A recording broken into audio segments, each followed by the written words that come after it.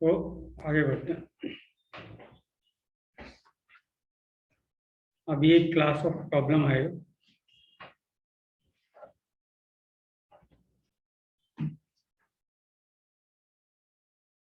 जिसको हम बोलेंगे बोट प्रॉब्लम। इसमें क्या है, पहले नोमेनक्लेचर बता देता हूँ बोट में क्या होता है। कि इस तरीके से एक बोट है, यहाँ एक आदमी होता है जो स्टीयर करता है ना, डायरेक्शन देता है बोट। फिर यहाँ लोग बैठे होते हैं जो चप्पू चलाते हैं, जिनको बोलते हैं रो करना, रोइंग। इस साइड को बो साइड बोलते हैं और इस साइड को बोलते हैं स्ट्रोक साइड। ठीक है, जितने लोग रो साइड पे बैठे होते हैं उतने ही, सॉरी, जितने बो साइड पे बैठे होते हैं उतने ही स्ट्रोक साइड पे बैठे होते हैं। ठीक है, तो ये नोमेनक्लेचर है एक बोट का।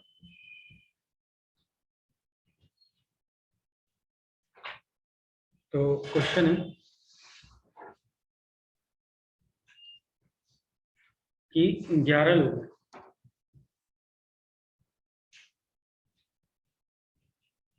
of which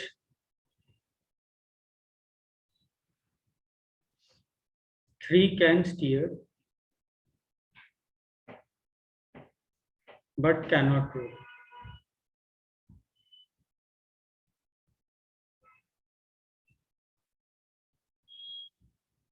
बाकी बचे हुए 8 में से 2 can row on the bow side only.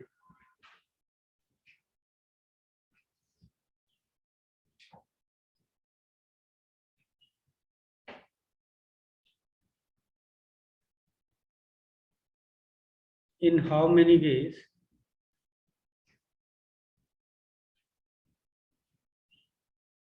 the crew can be arranged? ठीक है, 8 ओल्ड प्रॉब्लम है, यानी 8 लोग चप्पू चला रहे हैं।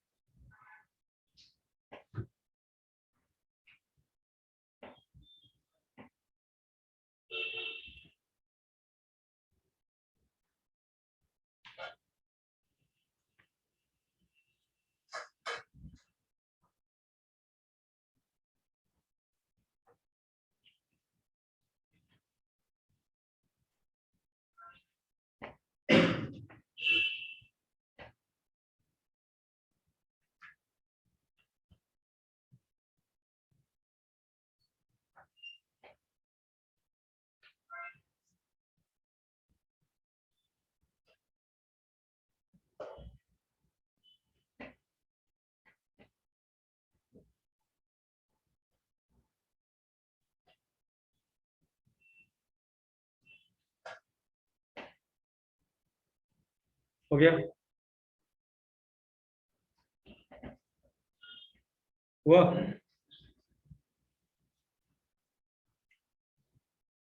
ऐसे बहुत थी, यहाँ पे एक आदमी हमें चाहिए स्टीयर करने, तो 3 में से एक को सेलेक्ट कर लो, ये 3 स्टीयर कर सकते हैं, है ना। इनमें से किसी एक को सेलेक्ट कर लो, ये स्टीयर करने लग जाएगा। उसको अरेंज करने का एक ही तरीका है ना। फिर 2 जो हैं वो बोल रहे हैं कि हम रो साइड पे ही करेंगे, सॉरी बो साइड पे ही करेंगे, तो उनको यहाँ बैठा दो। तो उनको कैसे बैठाया जा सकता है? उनके लिए 4 में से कोई 2 सीटें सेलेक्ट कर लो और फैक्टोरियल 2 से अरेंज कर लो, है ना। उन 2 के लिए कोई 2 सीटें सेलेक्ट कर ली हमने और फैक्टोरियल 2 से उनको अरेंज कर लिया। फिर बचे हुए 6 को हमने फैक्टोरियल 6 से अरेंज कर लिया, है ना। इसी चीज को मैं ऐसे भी बोल सकता था, ये चीज ना बोलते हुए पहले 3 में से एक को बैठा लिया, उसके बाद मैं बोलता कि यहाँ 4 पोजीशन है, इन 2 में से पहला आदमी चारों में से किसी पे भी जाएगा, और इनमें से फिर बचा हुआ एक आदमी 3 बची हुई सीटों में कहीं पे भी जाएगा, है ना। फिर बचे हुए 6 आदमी फैक्टोरियल 6 तरीके से जाएंगे। तो बेसिकली इन दोनों की जगह हमने ये लिख दिया, देखो सेम ही आएगा। और भी हो सकता था कि 3C1 से हमने सेलेक्ट कर लिया स्टीयर करने के लिए, फिर 6 लोग जो थे 6 में से 2 सेलेक्ट कर लिए बोथ साइड के, और 2 तो पहले से थी, है ना। 2 बोथ साइड के लिए सेलेक्ट किया और 2 पहले से थी, तो 4 हो गए। उन चारों को बोथ साइड पे फैक्टोरियल 4 से अरेंज किया जा सकता है, और बचे हुए 4 को स्ट्रोक साइड पे फैक्टोरियल 4 तरीके से अरेंज किया जा सकता है। तो ऐसे भी बोल सकते हैं। ओके, सेम ही आएगा कैसे भी कर लो। अगला question, 4 boys and 4 girls are to be seated in a line.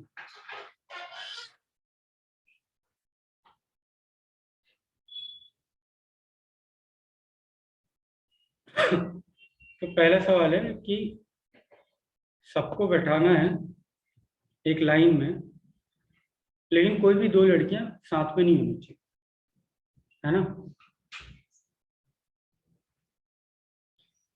8 को बैठाना होता तो फैक्टोरियल 8 तरीके हो जाते, लेकिन इसमें ऐसा भी हो सकता था कि 2 लड़कियां साथ में बैठी, है ना। जब भी ऐसा होता है कि कुछ चीजें साथ में नहीं है, साथ में नहीं होनी चाहिए, तो हम यूज करेंगे गैप मेथड।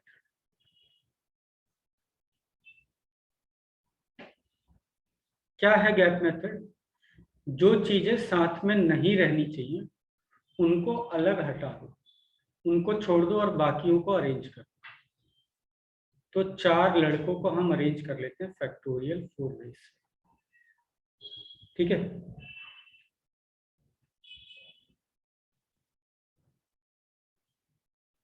हमने फैक्टोरियल 4 वेज से 4 लड़कों को अरेंज कर लिया है।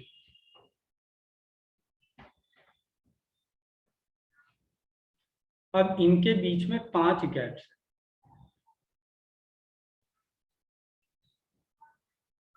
ठीक है। अगर साइड के गैप्स हम गिनेंगे तो n चीजों के बीच में n+1 गैप्स होते हैं। इनमें से कोई से भी 4 गैप सेलेक्ट कर लो। फॉर एग्जाम्पल ये सेलेक्ट किया, ये सेलेक्ट किया, ये सेलेक्ट किया, ये सेलेक्ट किया, और वहां फैक्टोरियल 4 तरीके से 4 लड़कियों को बिठा दो। तो ये ध्यान होना चाहिए, गैप मेथड में क्या करते हैं, जिन चीजों को साथ में नहीं रखना उनको छोड़ के बाकियों को अरेंज कर लेते हैं, फिर गैप्स ढूंढते हैं, गैप सेलेक्ट करके हम उन चीजों को अरेंज कर देते हैं जिनको साथ में नहीं रखना। तो गैप में वो अगर बैठे हैं तो उनके बीच में कोई ना कोई एक है, किसी भी 2 के बीच में। फर्स्ट थॉट कभी कभी किसी किसी के दिमाग में ये आता है कि 8 फैक्टोरियल में से वो तरीके माइनस कर लेते हैं जब 2 लड़कियां साथ में बैठी। तो इसमें गलती हो जाएगी। इसमें क्या गलती हो जाएगी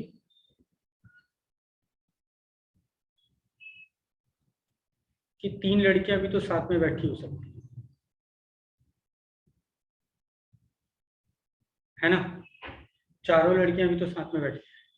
तो हम ये कर सकते हैं कि हाँ, इसमें से वो तरीके माइनस कर ले जब एग्जैक्टली 2 लड़कियां साथ में बैठी है, एग्जैक्टली 3 लड़कियां साथ में बैठी है, एग्जैक्टली 4 लड़कियां साथ में बैठी है ना।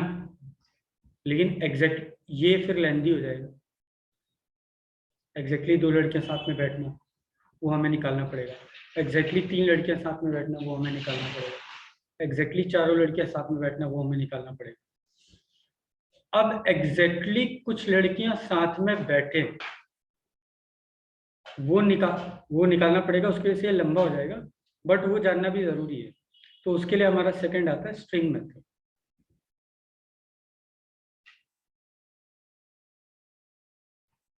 इसमें बोला है कि सारी लड़कियां एक साथ नहीं होनी चाहिए, तो इसमें फैक्टोरियल 8 माइनस सारी लड़कियां एक साथ, है ना।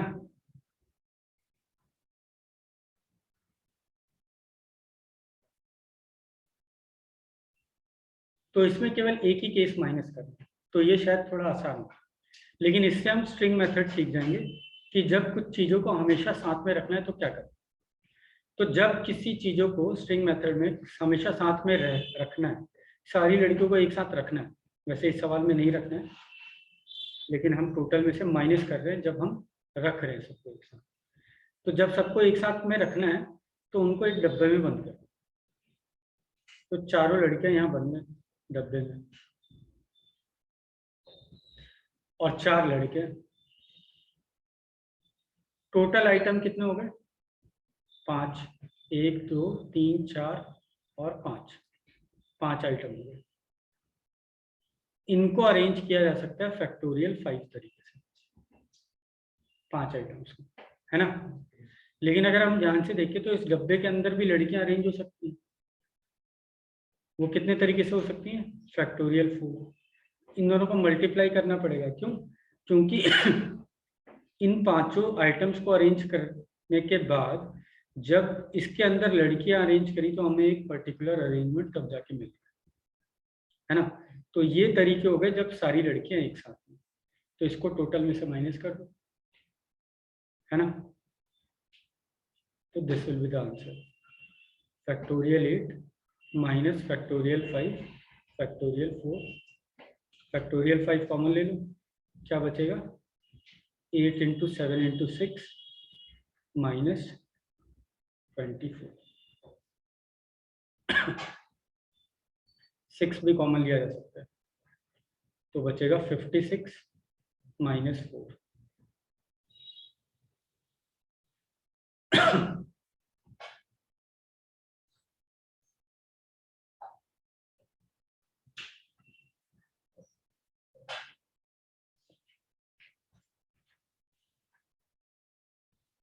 इसके बाद बोला boys and girls are alternate, है ना। Boys and girls are alternate.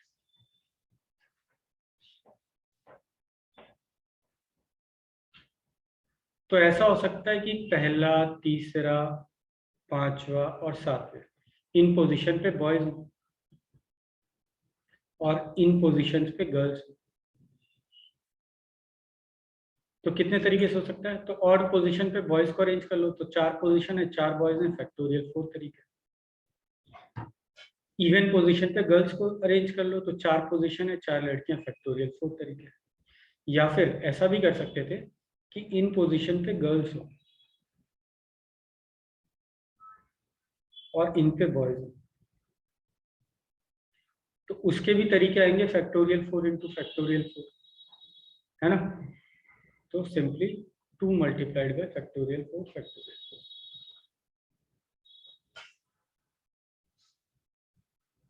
या फिर हम ऐसे बोल सकते थे कि टोटल 8 पोजीशन है, फिर हम बोलेंगे there are odd positions and there are even positions. तो there are 2 kind of positions, उनमें से एक काइंड हमने सेलेक्ट कर लिया बॉयज के, है ना। या तो ऑड पोजीशन सेलेक्ट कर लिया तो इवन, और उन पोजीशंस पे बॉयज को अरेंज कर लिया, फिर बची हुई पोजीशंस पे हमने गर्ल्स को अरेंज कर लिया। ठीक है, कहने का तरीका है, बाकी लिखा एकदम एग्जैक्टली सेम। अब बोला हुआ है कि एक पर्टिकुलर लड़का और एक पर्टिकुलर लड़की साथ में बैठते ही नहीं, लेकिन ऑल्टरनेट बैठते।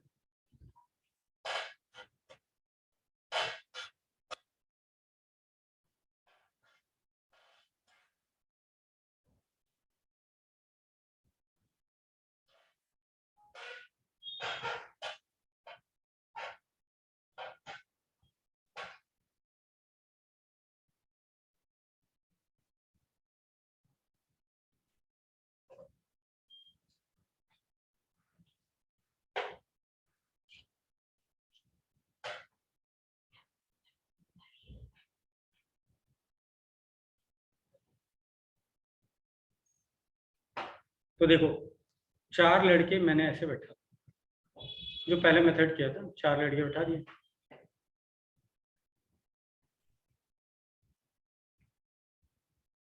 अब 4 लड़कियां हैं, इनको बैठाना है, तो हमारे पास 2 तरीके के ऑप्शन, इन चारों पे बैठा दें, है ना, या फिर 1 2 3 4 इन चारों को बैठा दिया तो अल्टरनेट हो जाएंगे, है ना। लेकिन बोला हुआ है कि एक पर्टिकुलर लड़का और एक पर्टिकुलर लड़की साथ में नहीं बैठते। मान लो वो ये लड़का था, तो जो दूसरी लड़की हुई उसके पास कितने ऑप्शन है बैठने के, तो वो यहाँ या यहाँ नहीं बैठ सकती, है ना। उसके पास ऑप्शन बचेंगे 1, 2 एंड 3, है ना। इन लड़कों को तो हमने फैक्टोरियल 4 से बैठाया था। तो अब जो लड़की इसके साथ नहीं बैठना चाहती उसके पास 3 ऑप्शन है। लेकिन यही अगर जो ये 4 फैक्टोरियल था उसमें एक तरीका ऐसा भी था कि जिस लड़के के साथ नहीं बैठना था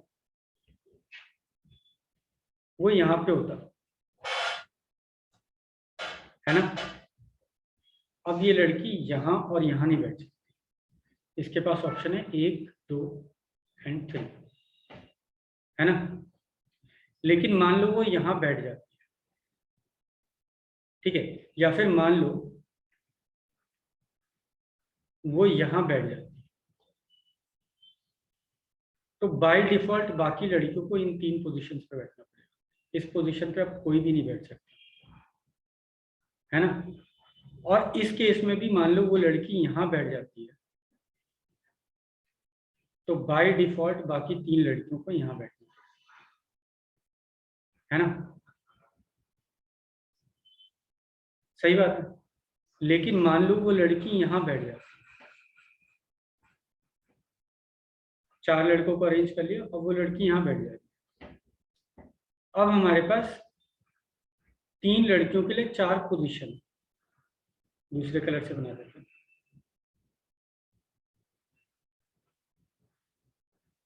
ठीक है,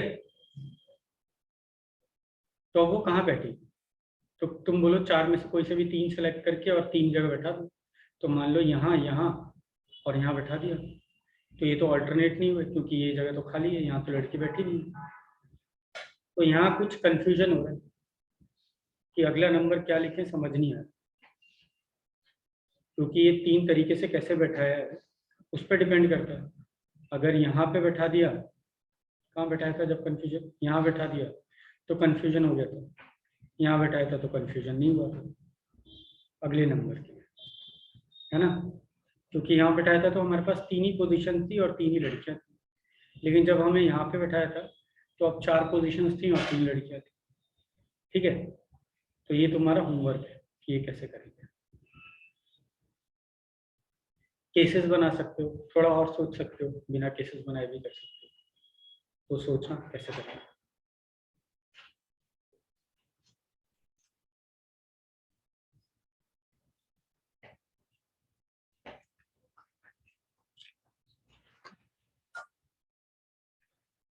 तो लेकिन इस सवाल से हमने 2 मेथड सीखे, एक स्ट्रिंग मेथड और एक गैप मेथड। गैप मेथड में हम क्या करते हैं, जिन चीज़ों को साथ में नहीं रखना उनको अरेंज करते ही नहीं, उनको लास्ट में अरेंज करते हैं गैप्स में। स्ट्रिंग मेथड में जिन चीज़ों को साथ में रखना है उनको एक डब्बे में बंद कर लेते हैं, फिर सबको अरेंज करते हैं, उस डब्बे को भी एक आइटम की तरह गिनते हैं, फिर उस डब्बे के अंदर अरेंजमेंट भी करते हैं। चलो, तो ऐसा ही एक सवाल है, 2 सवाल ले लेते हैं ऐसे कि सिनेमा, एक वर्ड है सिनेमा, इससे हमें वर्ड्स बनाने 6 लेटर, और कंस्ट्रेंट है कि order of vowels should not change.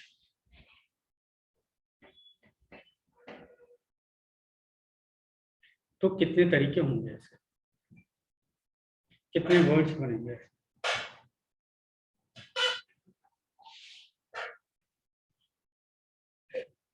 तो ऑर्डर चेंज ना होने का मतलब ये है कि देखो वॉवल का ऑर्डर है आई, ई एंड ए, पहले आई है, फिर ई है, फिर ए है ना। तो इसी ऑर्डर में आने चाहिए।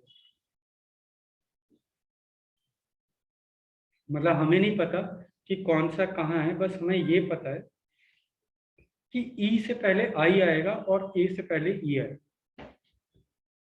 समझ में आ रहा है। ऑर्डर का मतलब केवल इतना है कि ई से पहले आई आना चाहिए और ए से पहले ई आना चाहिए। तो दिस इज सेम एज कि ये 6 जगह अगर हमें सेलेक्ट दिए हुए हैं तो इनमें से कोई 3 सेलेक्ट कर लो, उसके बाद हमारा ऑर्डर फिक्स हो गया। 3 सेलेक्ट कर लिए हमने इसके लिए, फॉर एग्जाम्पल ये और ये सेलेक्ट किया तो अपने आप आई यहाँ पे आ जाएगा, ई यहाँ पे आ जाएगा और ए यहाँ पे आ जाएगा। यानी इसको अरेंज करने का फिर एक ही तरीका बचे, पोजीशन सेलेक्ट करने। फिर बाकी बचे हुए 3 को फैक्टोरियल 3 तरीके से अरेंज किया जा सकता है ना।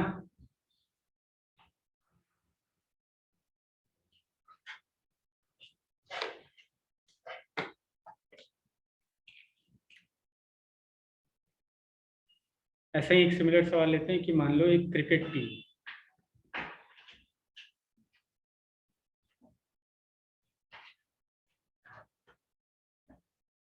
ग्यारह प्लेयर।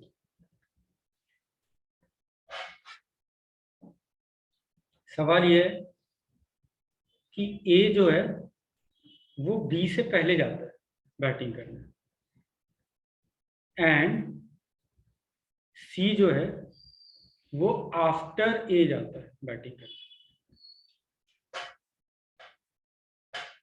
तो कितने तरीके से बैटिंग ऑर्डर अरेंज किया जा सकता है।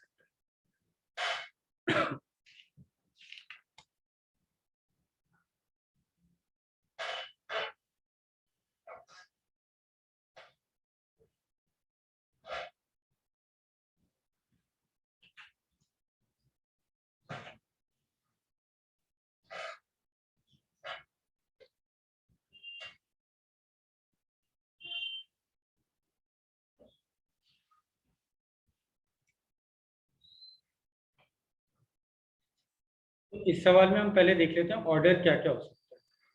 ऐसा हो सकता है कि ए सबसे पहले गया इन तीनों में, उसके बाद बी गया और उसके बाद सी गया। या ऐसा भी हो सकता है ए पहले गया, फिर सी गया, फिर बी गया, है ना। इन दोनों में ही हमारे ये दोनों कंस्ट्रेंट फुलफिल हो। ठीक है, तो पहले इन 11 पोजीशंस में से 3 सेलेक्ट कर लो, ए बी और सी के लिए। अब जब 3 पोजीशन सेलेक्ट कर ली, now there are 2 ways in which we can fill these vacant spaces, या तो ए बी सी या तो ए सी बी, राइट। और बचे हुए 8 लोगों को हम फैक्टोरियल 8 तरीके से अरेंज कर सकते हैं। ठीक है ना।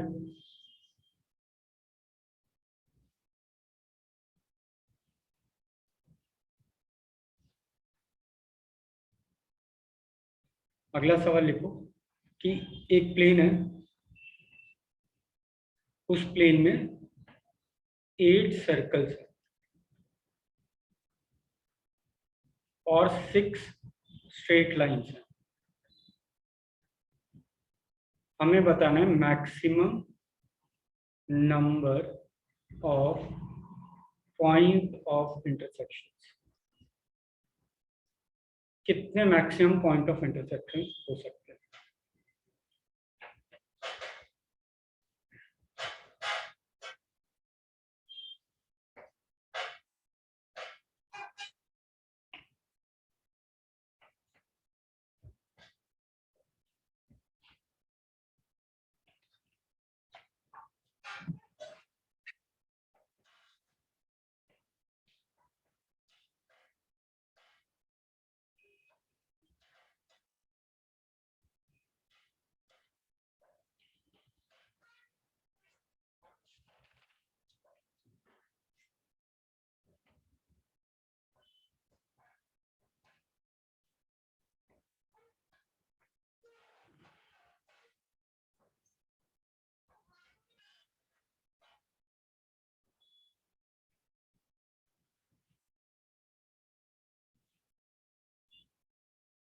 तो पहले देखो किस टाइप के पॉइंट ऑफ इंटरसेक्शन हो सकते हैं।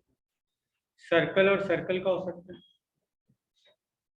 सर्कल और लाइन का हो सकता है, लाइन और लाइन का हो सकता है ना। अगर 8 में से कोई से भी 2 सर्कल सेलेक्ट करो तो किसी भी 2 सर्कल्स के बीच में मैक्सिमम पॉइंट ऑफ इंटरसेक्शन कितने, 2। है ना, है ना। तो ऐसे किसी भी पेयर के बीच में मैक्सिमम 2 पॉइंट ऑफ इंटरसेक्शन हो सकते हैं। या फिर हम एक सर्कल सेलेक्ट कर लेते हैं और एक लाइन भी सेलेक्ट कर लेते हैं, और ये दोनों काम करने के बाद हमें एक सर्कल और एक लाइन के बीच में मैक्सिमम 2 पॉइंट ऑफ इंटरसेक्शन है ना। या फिर हम कोई से भी 2 लाइन सेलेक्ट कर लेते हैं और 2 लाइंस के बीच में हमेशा मैक्सिमम एक ही पॉइंट ऑफ इंटरसेक्शन है। ठीक है, तो ये आंसर हो जाएगा। इसको करने का एक और तरीका कि टोटल 14 चीजें थी, इनमें से कोई से भी 2 सेलेक्ट कर लो, maximum 2 point of intersection, right. लेकिन ऐसा करते टाइम हमने गलती कर दी। जब हम स्ट्रेट लाइन सेलेक्ट कर लेते 2, इन 14 में से अगर 2 स्ट्रेट लाइन हम सेलेक्ट किए होते तो उनका एक ही पॉइंट ऑफ इंटरसेक्शन था, लेकिन उसको हमने 2 बार काउंट कर लिया। तो एक बार सबट्रैक्ट कर लेते हैं, क्या, जब मैंने कोई से भी 2 लाइन सेलेक्ट करी थी। ठीक है,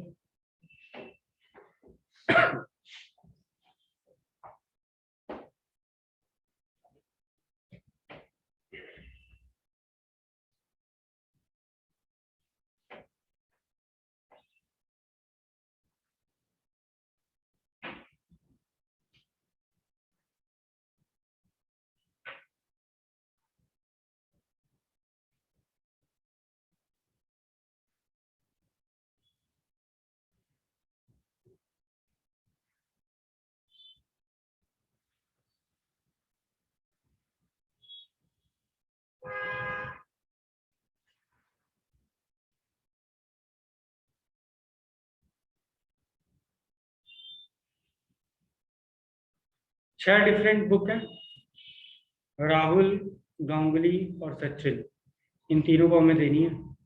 सबको कम से कम एक एक बुक मिलनी चाहिए। कितने तरीके हो सकते हैं?